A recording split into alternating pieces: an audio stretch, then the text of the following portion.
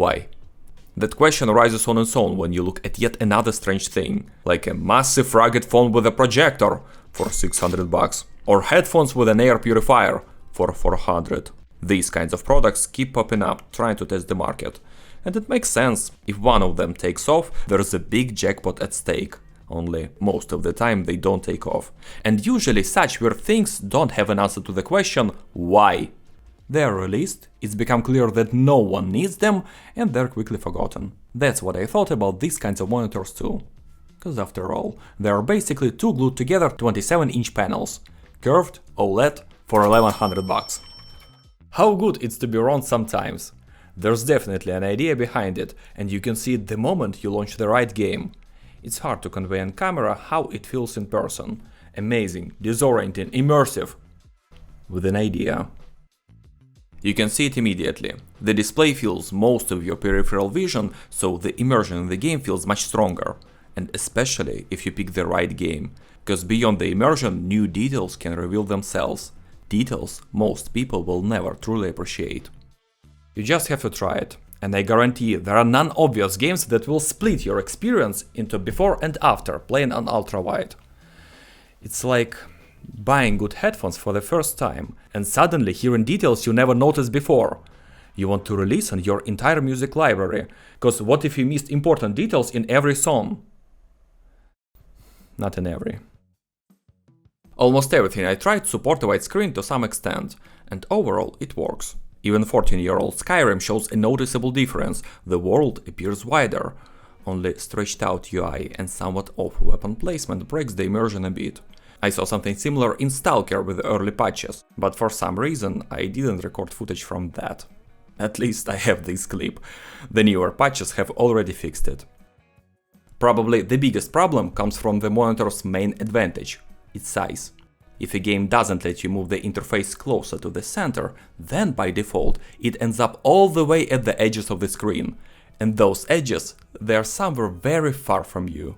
In those games you literally have to first turn your head 45 degrees just to check the minimap, and then another 90 degrees to the left to look at your health. And this kind of head swiveling happens constantly. If you have ever driven a car without a right side mirror, it's kinda like that. As for older games, it's even worse. Large black bars on the sides will often haunt you if you try running games from around 2010 or earlier. Steam Hardware Survey will explain why. Ultrawide monitors come in two main aspect ratios. 21:9 that already gives you the benefit of a wide screen without going overboard. These make up less than 4% of all monitors. And 32:9, like the one I'm reviewing, just 0.39%. That's one in every 250 systems on Steam. There's probably a bit more hidden under the other category, but I've shown the most popular ones already, so the rest is negligible. Which is why now I'm less surprised when games have problems, and more surprised when they don't, which is good news. Another bit of good news is that my introduction to ultrawides happened through this model. Normally, for reviews on my main channel, the product arrives, stays with me for about 3 weeks, and then I need to send it back. That's how most of my videos are done, and this one is no exception. Except that it didn't stay with me for 3 weeks, but for 5 months. I just couldn't stop testing it. This is an MSI monitor with a long name, but only two things really matter: the size and the QD-OLED panel. 49 inches, full DCI-P3 coverage, 144 Hz, perfect response time, perfect contrast, true HDR, and low brightness. On paper, yes, the brightness in SDR isn't impressive, but thanks to the contrast, it feels much brighter, more like 350, 400 nits. Translating that from numbers into real-world experience, that means that aside from big number of inches, every one of those inches looks bright, vibrant, and rich in color.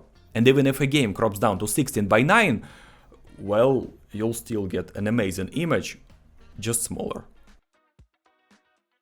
Despite all the advantages, OLED has one major drawback: burn-in.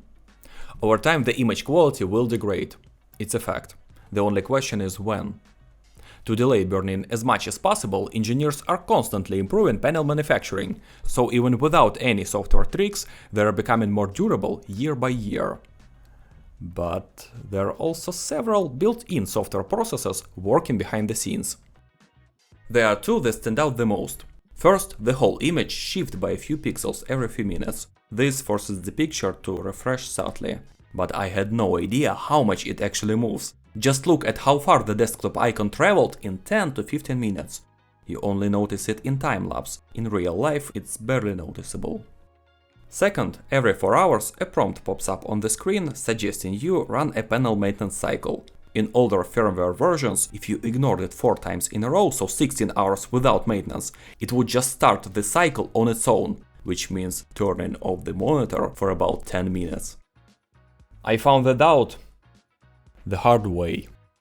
Right in the middle of 1 versus 1 final round during tournament with friends. In the newer software versions, the feature is much less annoying. OLED panels are also known for the power consumption. Unlike regular monitors that have fixed backlight, with OLED each pixel lights up on its own. That means the brighter the image, the more power it uses. Something dark with lots of shadows might ask around 40 watts, but when you just write in text on white background, it can jump to about 120 watts. This was the first time in my life that a monitor produced so much heat that I can feel the warm air around it if I move a bit closer. When I said that 32:9 is basically 2 monitors, yeah. Some of these ultrawides come with a menu option to receive input signals from 2 separate sources, so it can act like 2 displays on one stand. Which is perfect if you need to justify the purchase to yourself by saying, "It's an investment in my productivity. I will do things better." Yeah. And honestly, some programs do benefit from additional real estate. As an example, people usually bring up video editing software. I'll mention Guitar Pro. I can already smell the question floating in the air. Does an ultrawide work on CS2? It does. Does it give you a visibility advantage? Yes. But it's not that simple to take advantage of it. When you switch from 4:3 to 16:9, you get more useful information in your focus area. But 32:9 just adds an additional half a monitor on each side, right where your attention is already struggling to register anything. Very occasionally, it might help you spot something, but most of the time it just gets in the way, cluttering your view with visual noise at the edges. Plus, your FPS is significantly lower. In terms of pixel count, this thing is very close to 4K, and I was running it on RTX 4060. Yeah. Where I was used to seeing 70 FPS, I'd get 40. Where I got 50 FPS before, I was living with 30 FPS and less. But I still managed to beat Stalker on early patches, played Forza Horizon 5, Battlefield 1. How? Well, it usually started with lowering settings, some overclocking, using DLSS where available, and adjusting my expectations. Because above 45 FPS?